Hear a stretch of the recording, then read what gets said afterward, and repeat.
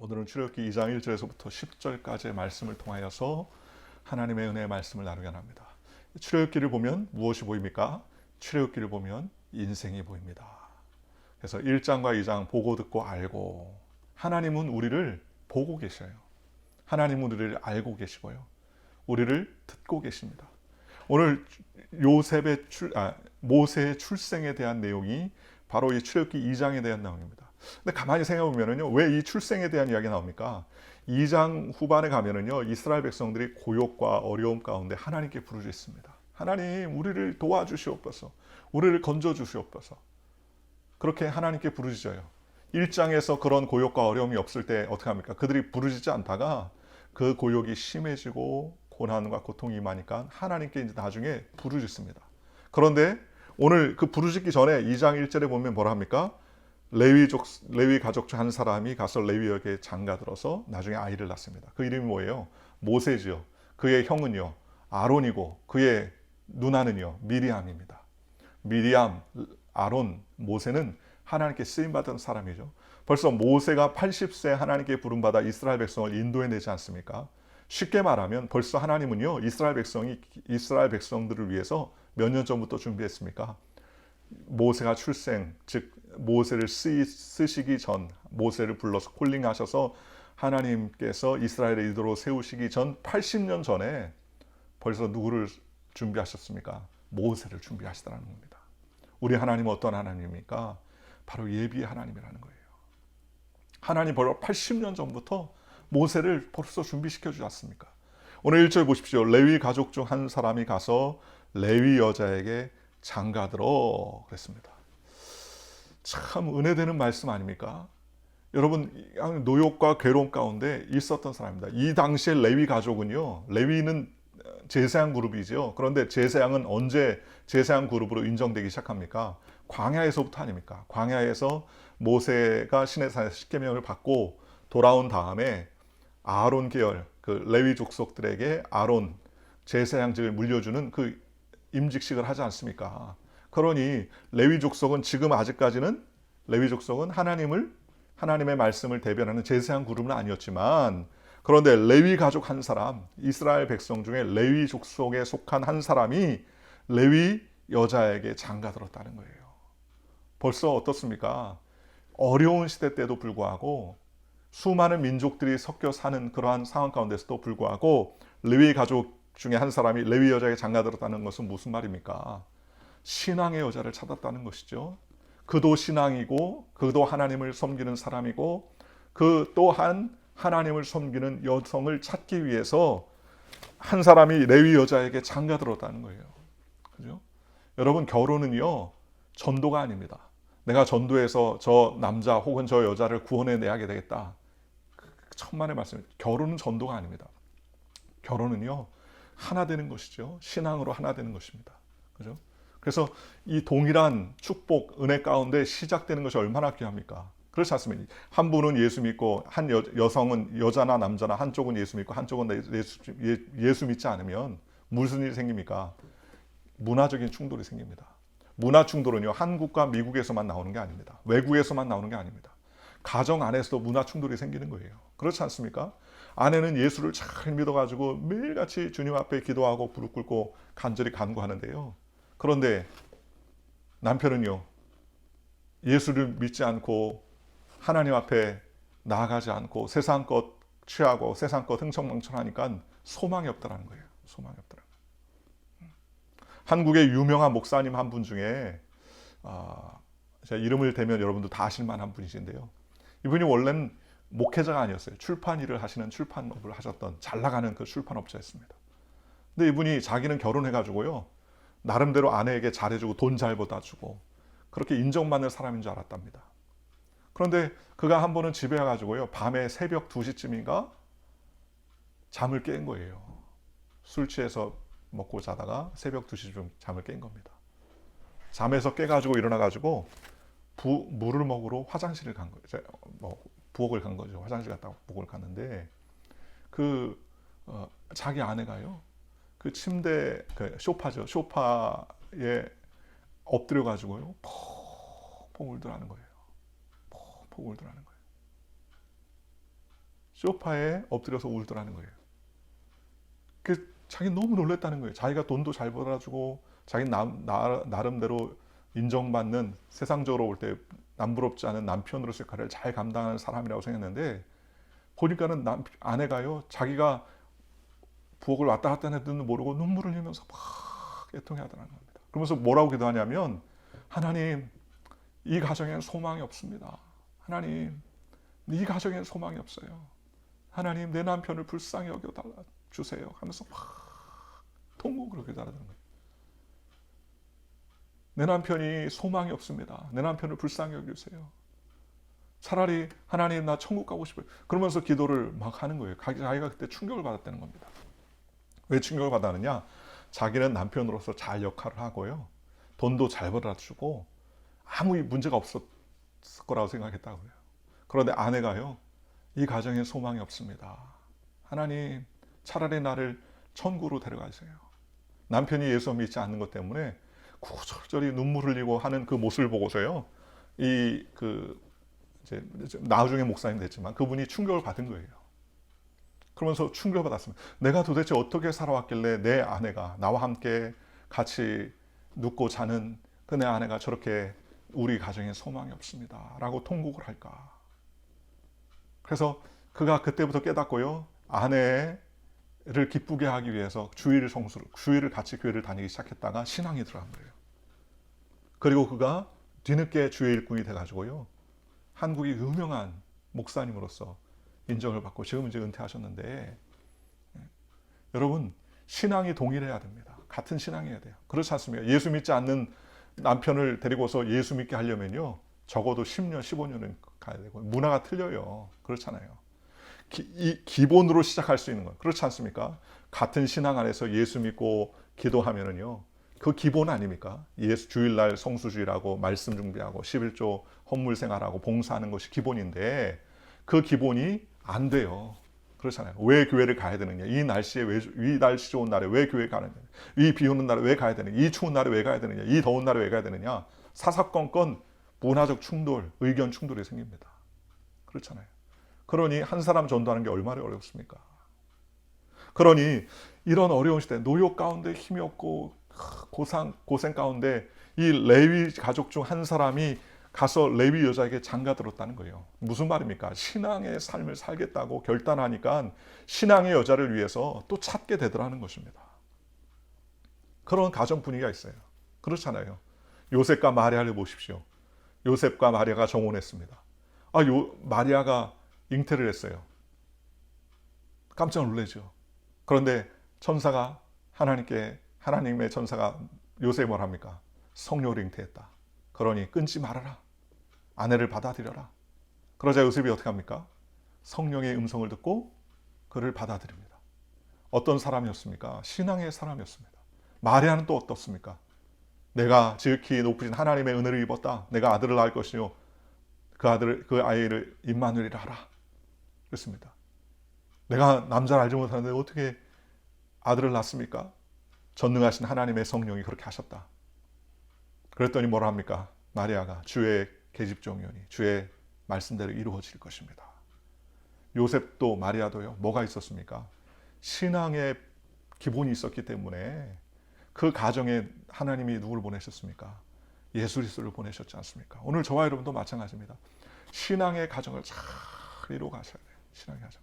제가 볼 때에 10중 8구는 보통 여자분들이 남자분을 이끌어 가시는 경우가 많아요. 물론 그 중에 남자분이 여자의 신앙을 이끌어가는 경우도 많지만, 그러나 여자가 신앙생활을 잘하면 남편은 그냥 묻어가는 경우. 저희 집도 그랬어요. 저희 어머니가 열심히 신앙생활하면 저희 아버님은 거의 끌려가듯이 신앙생활했는데, 나중에 저희 아버님도 예수를 깊이 믿고 성령 충만하니까는요. 왜요? 웬걸? 어머니보다 더 열심히 남은 마지막 인생 뜨겁게 봉사하고 헌신하시다가 천국 가셨는데요. 이런 믿음의 축복이 저와 여러분들에게 있으시기를 주님의 이름으로 축원하고, 여러분들 자녀들을 위해서도 충분히 기도하시기 바랍니다. 저도 이제 아들 둘을 데리고 있지만, 앞으로 어떤 며느리를 얻어야 될지 모르겠지만, 바라는 거는 하나님 정말 주님 잘 섬기고 하나님 잘 섬기는 믿음의 그런 며느리를 얻었으면 참 좋겠다. 여러분들도 마찬가지죠. 믿음의 며느리, 믿음의 그 사위를 얻는 것이 인생의 가장 큰 축복 중에 또 다른 하나님의 은혜 아닙니까? 그렇잖아요. 그렇잖아요. 만나서 아버지 사위가 장인어른과 줄담배를 피고 있고 술이나 한 잔씩 걸친다면 얼마나 비극입니까? 그렇죠. 말씀 읽고 같이 성경 통해서 질문도 하고 얘기한다는 게 얼마나 큰 축복이겠습니까? 그런 믿음의 가정이 되시기를 주님의 이름으로 축원합니다. 그 여자가 임신하여 아들을 낳으니 그가 잘생긴 것을 보고 석 달 동안 그를 숨겼으나 그랬습니다. 여자가 임신했습니다. 앞서 언급했던 것처럼 모세에게는 위에 형이 있고 누나가 있죠. 형은 3살 형인 아론이 있고 그리고 그 위에 미리암이라는 누나가 있습니다. 그런데 모세가 태어날 때쯤에 히브리 아이들 중에 남자아이들은 출산하면 다 죽이라는 그러한 명령이 있었습니다. 그런데 여자가 임신하여 아들을 낳았는데 태어나 보니까는 아들이었어요. 이제 어떻게 합니까? 죽여야 되죠. 3절에 더 숨길 수 없게 되매 그를 위하여 갈대 상전을 가져다가 역청과 나무 진을 칠하고 아기를 거기에 담아 나일강가 갈대 사이에 두고 그랬습니다. 쉽게 말하면 아이를 키웠어요. 태어나자마자 히브리 아이들은 다 죽이라는 준엄한 바로의 명령이 있었음에도 불구하고 대부분 다 아이들은 죽었겠죠. 그러나 이 아이가 태어나자 그 엄마가요, 그 잘생긴 것을 보고 석 달 동안 숨겼다 그랬습니다. 여자든 남자든 잘생기고 봐야 된다. 누가 이 말씀을 보다가 그렇게 해석했다고 해요. 우스갯소리인 것 같지만, 그러나 여기서 말하는 그가 잘생긴 것을 보고 석 달 동안 그를 숨겼다 하는 말은요, 성경은 이렇게 말합니다. 사도행전 7장 20절에 이렇게 말합니다. 그때에 모세가 낳는데 하나님 보시기에 아름다운지라 그의 아버지 집에서 석 달 동안 길리더니 그랬습니다. 성경 출애굽기 2장에는 뭐라고 나오느냐? 출애굽기 2장에는 그 아들이 어떻다고요? 준수하고 아름다웠다, 이뻤다, 잘생겼다 그랬는데 사도행전 7장 20절에 뭐라고 나옵니까? 모세가 낳는데 하나님 보시기에 아름다운지라. 쉽게 말하면 얼굴 잘생겨 이목구비 뚜렷하다 그 얘기가 아니고 무슨 말입니까? 하나님 보시기에 아름답다. 여러분, 세상에게 잘 보이고 세상 사람들에게 인정받는 것도 중요하죠. 그렇잖아요. 인기를 얻는 것, 명성을 얻는 것도 중요하죠. 그런데 모세가 쓰임받을 수 있었던 것은 어떤 일입니까? 하나님 보시기에 아름다웠어요. 왜 아름다웠겠습니까? 모세가 뭘 착한 일을 많이 했어요? 이제 출생한 지 3개월밖에 안 됐는데. 그렇잖아요. 뭘 잘해서가 아니라 하나님의 주권적인 은혜요. 또 그 부모의 은혜입니다. 좋은 신앙 안에서의 가정 분위기를 통해서 하나님께서 그의 가정을 선택하시고 축복해 주신 것이죠. 그러니 세상 사람들 보기에 좋은 게 아니라 하나님 보기에 좋은 것입니다. 여러분, 하나님은 어떤 사람을 찾으십니까? 여러분, 세상 사람들은요, 돈 많은 사람 찾고요, 능력 있는 사람 찾고요, 힘 있는 사람 찾고요, 멋진 사람들 찾고요. 그렇지 않습니까? 학식 있는 사람을 찾습니다. 그런데 하나님이 찾으시는 사람은 어떤 사람입니까? 믿음의 사람을 찾으신다. 정의를 구하고 공의를 구하는 한 사람을 찾으신다는 거예요. 믿음의 사람을 찾는다는 거예요. 오늘 성경에 보니까는 그 어머니 요게벳이죠. 요게벳이 어떻게 합니까? 그 아들을 믿음으로 석 달 동안 길리웠어 그랬어요. 다 죽여야 되는데 믿음을 가지고 있었기 때문에 석 달 동안 집에서 길리었다고 성경은 말합니다. 오늘 그 요게벳, 믿음의 어머니에게, 모세에게는 믿음의 어머니 요베겟이 있었어요. 웨슬레에게는요, 수산나라는 그러한 믿음의 사람이었어요. 예수님에게는요, 마리아라는 훌륭한 하나님의 일꾼의 여인이 있었던 것을 우리가 알 수 있지 않습니까? 그러니 여러분, 훌륭한 하나님의 일꾼은 거저 생기는 것이 아니에요. 그렇죠? 뒷바라지해주고 신앙적으로 여러 가지로 뒷바라지해주는 그런 하나님의 숨겨진 일꾼들이 있다는 겁니다. 그러니 여러분, 모세가 크게 쓰임받았지만 사실 10의 8할 9할은 누구의 후원이 있었습니까? 그것은 바로 어머니, 부모님, 특별히 어머니의 이런 믿음의 그런 소망이 있었기 때문에, 믿음이 있었기 때문에 이 아이를 죽여야 함에도 불구하고 석 달 동안 숨기고 길린 것 아니겠습니까?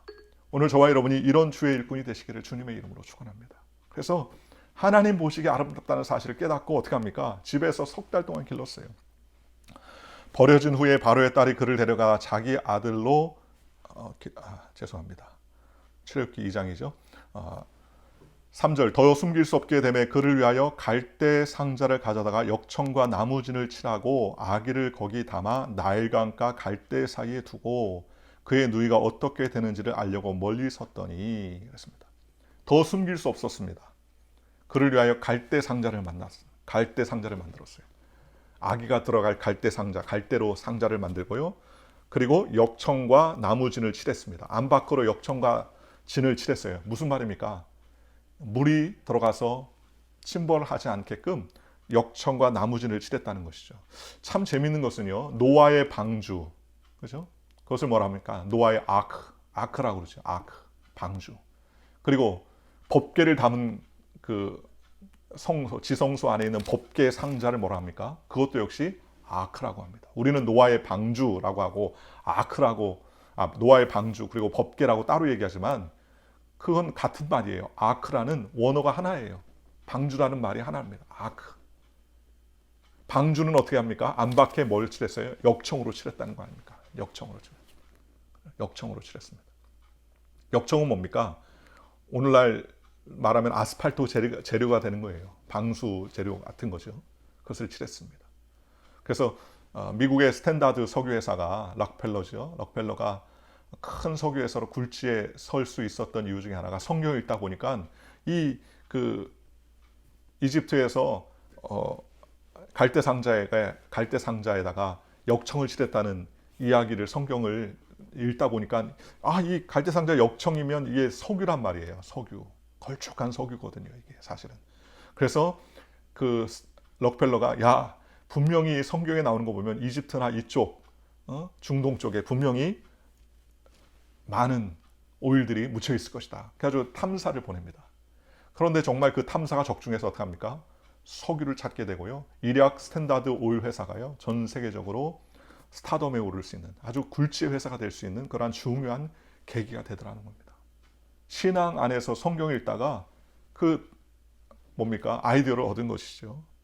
그래서 노아의 방주도 아크라고 말하고요. 갈대 상자 여기서도 뭐라고 해요? 아크라고 말합니다. 아크.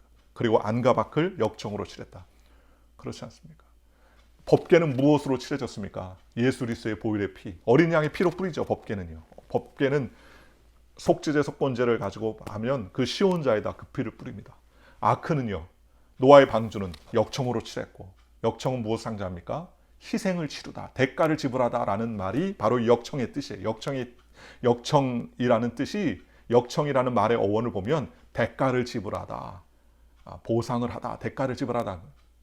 그러니 법궤 위에다가 어린 양의 피를 뿌리지요. 그죠? 대가를 지불하는 겁니다. 오늘 저와 여러분도 마찬가지입니다. 골고다 언덕에서 우리를 위해서 대가를 지불하신 보혈의 피가 뿌려졌기 때문에 이 험난한 세상 보혈의 피로 안과 밖 우리의 삶의 안과 밖을 치러서 이 험난한 세상에서 능히 이길 수 있도록 하나님께서 우리를 지켜주신다는 거예요. 안과 밖을 역청으로 칠하고 아기를 거기 담아 나일강가 갈대 사이에 두고 그랬습니다.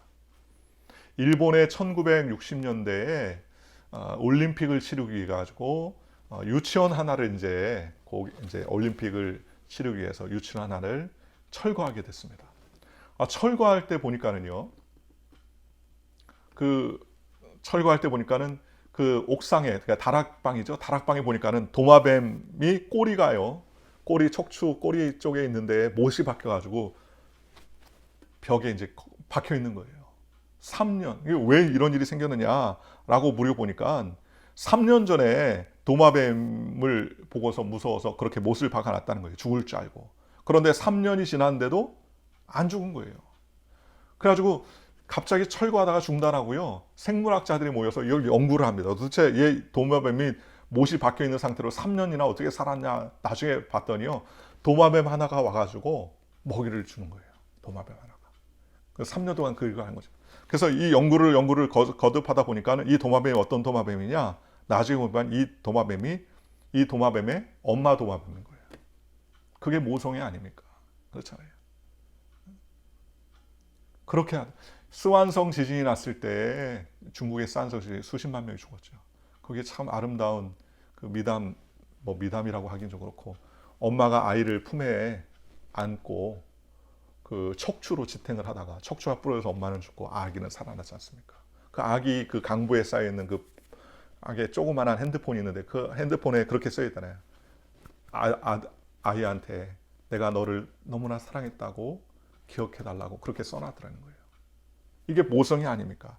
가만히 생각하면요, 하나님이 일상에서 하나님을 대신하여서 그 자녀들을 키우기 위해서 하나님께서 누구를 선택했습니까? 엄마들을 선택하신 것 같아요. 엄마들을.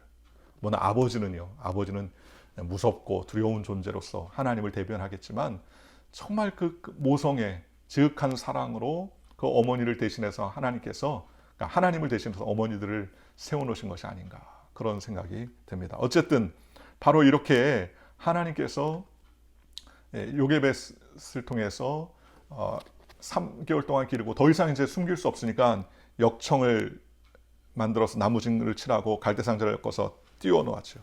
그의 누이가 어떻게 되는 것을 알려고 멀리 서서 바로의 딸이 목욕하러 나일강으로 내려오고 시녀들은 나일강가를 거닐 때에 그가 갈대 사이에 상자를 보고 시녀를 보내어 가져다가 열고 그 아이를 보니 아기가 우는지라 그가 그를 불쌍히 여기르되 얘는 히브리 사람의 아이로다. 설교 시간이 너무 길어져서 오늘은 여기까지 하도록 하겠습니다. 나머지 내일은 다시 5절에서부터 10절까지 이어가도록 하겠습니다.